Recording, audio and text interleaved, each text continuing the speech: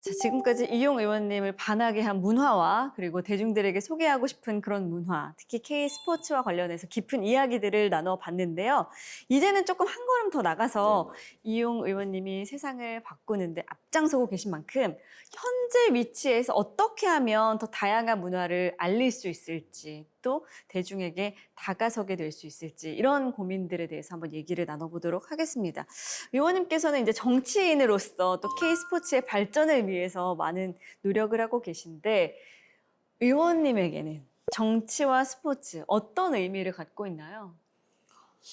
정치는 어떻게 보면 처음 가졌던 소신을 실현하기 위해서 저는 지렛대라고 좀 생각을 좀 하고 있어요.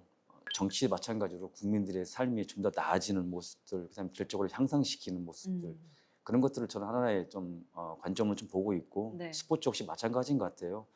나만의 욕심이 아닌 나만의 경기가 아닌 내 경기로 인해서 국민들의 삶과 질이 또는 또 보는 시각에서 또 좋은 측면이 좀 되지 않을까 해서 그런 차원에서 좀 같다고 좀 보고 있습니다. 네. 그렇다면 이제 직접 겪었던 그 경험이나 바탕이 정책을 발의하거나 뭐 법안을 발의할 때 도움이 되나요? 정말 궁금해요. 정말 많은 도움이 됩니다. 저는 제가 앞서 얘기했듯이 네. 스포츠는 제가 정치에 입문하는 어떤 하나의 좀 계기가 좀 됐던 부분이 좀 있어요. 네. 그리고 의정활동 일부분에는 어떻게 보면 대한민국 스포츠 발전에 대한 저희 경험이 좀 바탕이 되었고요. 저는 이렇게 생각합니다. 정치가로서 가장 중요한 것이 현장에서의 모든 것들이 좀 이루어진다라고 저는 그렇게 네. 좀 생각하기 때문에 음. 현장을 굉장히 또 중시하고 있고 네. 그리고 입법 활동을 한다고 해서 제 스스로의 어떤 결정이나 판단을 서서 하는 게 아니라 현장에 가서 무엇이 좀 부족한지 무엇을 더 내가 해야 될지 그런 것들을 좀 판단하기 때문에 네. 현장에서의 반영 그리고 제가 경험을 토대로 했던 것들로 생각한다면 굉장히 많은 좀 도움이 되고 있습니다. 이게 보면은 체육인 복지법을 제가 처음에 발의를 좀 했을 때요. 가장 이제 좀 걱정했던 부분도 좀 있는데 아까도 좀 잠깐 좀 말씀드렸는데 이 선수 지도와 같은 체육인들은 단기간 활동이기 때문에 어떤 복지 혜택이 굉장히 좀 절실했던 부분이 그렇죠. 좀 있어요. 네. 그래서 사회적 어떤 자립 기반이나 또는 이제 스스로 독립할 수 있는 그런 준비성이 필요한데 그런 것들이 많이 좀 부족했던 부분이거든요. 그래서 제가 2019년 대한체육회 조사에 어떻게 따르면은 연간 은퇴 선수들은 1만 명에 좀 달하고 있습니다. 그렇게 많아요. 네. 근데 실질적으로 한 41.9%가 무직인 상태자로 좀 나타난 부분이 네. 좀 있어요. 그래서 우리 체육인들 복지에 대한 어떤 종합적인 지원과 안정적인 생활을 하기 위해서는 무엇이 필요할까라고 생각했던 부분이 체육인 복지 법안이고요. 그 체육인 복지 법안이 실질적으로 17대부터 아마 한 20년 전부터 이루어지고 있는데 그게 이제 제가 좀 마지막에 입법 활동을 해서 잘 좀 정의한 부분이 이번에 좀 통과가 좀 됐던 것 같아요. 예, 네. 굉장히 좀 영광스럽게 생각하고 있습니다. 저 진짜. 앞으로 하실 일이 더 많아지시지 않을까라는 네, 생각이 네. 들기도 합니다. 그래서 최근에는 또 K 콘텐츠 발전 3 법안을 발의를 하셨어요. 네네. 이젠 정말 스포츠를 넘어서 K 콘텐츠, K 문화 전반에 대해서 이제 뭔가 계획이 있으신 것 같은데요. 그러니까 대한민국 문화 산업 발전을 위해서는 무엇보다도 저는 구심점 역할을 할 K 콘텐츠라고 저는 생각을 해요. 네. 근데 다만 이제 다 아시겠지만은 K 콘텐츠가 활성화하기 위해서는 절실적으로 필요한 게 지원 재개입니다. 예. 그래서 지금 세계적으로 사랑받고 있는 이 시점이 가장 좀 중요한 시점이라고 저는 봐요. 네. 그래서 저희 OTT 어떤 콘텐츠 제작 지원 확대나 아니면 제작사의 지식 제작권 확보 지원 그리고 제작비 세계 지원을 확대 등 우리 전반적인 문화 산업 경쟁력을 하기 위해서는 이 지원체가 좀 절실하다고 봅니다. 그래서 네. 그 부분을 굉장히 좀 고민하고 있고 어떻게 하면 좀 K 산업이 좀 발전할 수 있는지 예, 고심 중에 있습니다. 이런 것도 문화가 될 수 있구나라고 느꼈던 부분이 있을까요? 궁금하네요. 저도 깜짝 놀랐습니다. 이런 것도 있구나라고 생각 드는 게 네. 최근 서울시에서 하는 야외 도서관 행사가 굉장히 인상 깊었어요. 야외 도서관. 네. 우리가 도서관이라고 생각하면은 대부분 여기에 조용한 네. 실내에서 조용하게 꿈틀여서 이 공부만 하는 거였는데 근데 이제 조용한 실내에서 읽어야 한다는 어떤 편견을 깨주는 저는 행사라고 좀 봐요. 네. 탁 트인 야외에서 비교적 자유롭게 행동하며 책을 읽을 수 있는 행사라고 좀 보고요.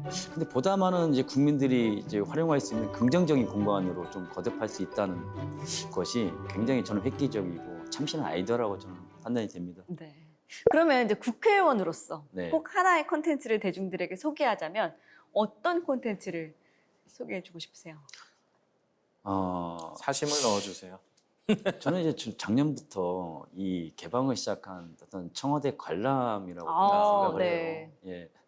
그래서 이 청와대 관람을 통해서 우리 국민들이 보면은 그 현대사도 충분히 좀 공부할 수 그렇죠. 있는 좀 시간이라고 좀 생각을 하고 음, 그리고 종로 일대에 있는 우리 현대 문학의 거장인 이상 또 영삼섭 그다음에 현진건 윤동주 작가의 흔적도 함께 찾아볼 수 있는 어떤 좋은 기회라고 저는 생각이 좀 듭니다. 네. 청와대 가보셨어요? 네, 가봤습니다. 네. 요새는 또 청와대가 그 공연 공간으로 새롭게 맞아요. 조명되고 있어서 네. 근데 내심 굉장히 즐거운 게 그 근처에 어딘가를 갈 곳 한 곳이 더 생겼다는 네. 게 음, 그 관광객들의 패턴도 많이 바꾸고 그렇죠. 예, 굉장히 재밌더라고요. 특별히 그곳을 소개하고 싶은 이유가 있으셨을까요? 저는 이제 그동안 어떤 이 코로나로 인해 가지고 많은 국민들께서 야외 활동을 맞아요. 많이 좀 못했잖아요. 네. 근데 이제는 이제 코로나 어떤 엔데믹이 선언된 만큼 사람 가족과 지인, 연인과 함께 우리가 익숙하고 또 여기는 역사적으로 우리가 한눈에 바라볼 수 있는 좀 장소라고 봐요. 그렇죠. 예, 예.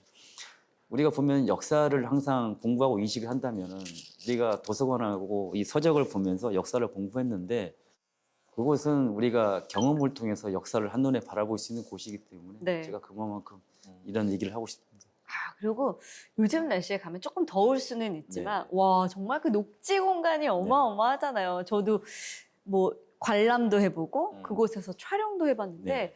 정말 너무너무 좋더라고요. 네. 그 뒤에 산부터 시작해가지고. 촬영 끝나고 3시에 한번 한번 가죠. 지금. 네. 아니 아직 안 둘러보신 분들 계시다면 꼭 네. 한번 관람해 보셨으면 좋겠고요. 문화의 성장에 있어서 정치와 문화의 연관성은 어떤 게 있다고 보시나요? 정치 본연의 목적이 어떻게 보면 국민들의 삶을 보다 잘 살게 하는 게 첫 번째 역할입니다. 네. 예. 문화 역시 마찬가지인 것 같아요. 우리가 삶을 질을 높이기 위해서 누리는 것들이라고 저는 판단됩니다. 그래서 역사적으로 봐도 문화예술과 정치는 함께 발전할 수 있을 수밖에 없는 상황인 것 같습니다. 성공적인 정치, 네. 성공적인 문화란 어떤 거라고 생각하시나요? 정치가 굉장히 좀 어려운 부분 중에 하나가 네. 정치를 이제 국회 차원에서 서로가 힘이 있건 없건 그걸 떠나서 좀 더 이 타협하고 하는 부분이 나가야 되는데 그러지 못하니까 국민들한테 자꾸만 질타를 받는 것 같아요. 네네. 예, 그래서 국회의원의 근본적인 원인 하나가 어떻게 보면은 결국 국민의 삶이 나아지는 방향으로 개선되고 역할을 하는 게 정치이자 또 문화의 역할이라고 좀 보는데 네. 참 쉽지 않은 것 같고 네. 그러게요. 앞으로 좀 저는 뭐 이번 계기를 좀 통해 가지고 좀 국회에 가서도 좀 어떤 힘이 아닌 또 독단적인 아닌 좀 타협의 좀 길이 좀 가야 되지 않을까 좀 생각하고 있습니다. 쉽지 않은 길이지만 네. 꼭 가실 수 있으리라 네. 믿고 응원하겠습니다.